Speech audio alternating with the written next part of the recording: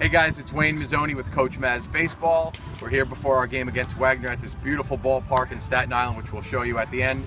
And I'm just responding to some readers that have sent out about change-ups, talking about the change-up. So I'm just going to give you a quick overview of my take on it.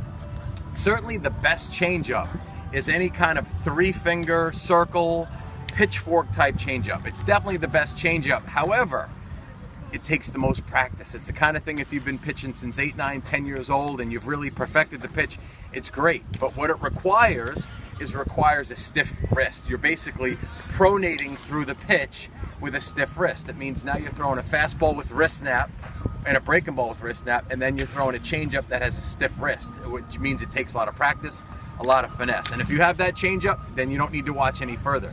But if you're the kind of guy that doesn't really trust his changeup and is looking for something that you can implement in one bullpen and bring to the mound the next time, I highly recommend you throwing the FOCH.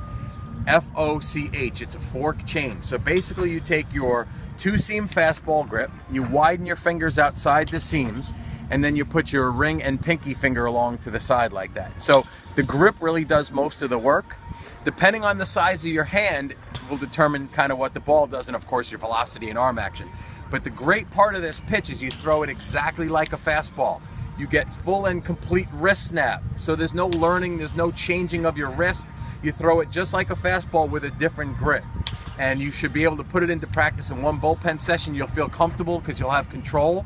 And again, with a decent sized hand and good arm action, this thing can completely tumble, kind of like a split finger, but yet not all the way down here, which is what a split finger is. That'll be bad for your elbow. So the FOCH, F-O-C-H, try it. And if you like it, please give me some feedback about it. And we'll end with that, and we'll take a quick look at the stadium here.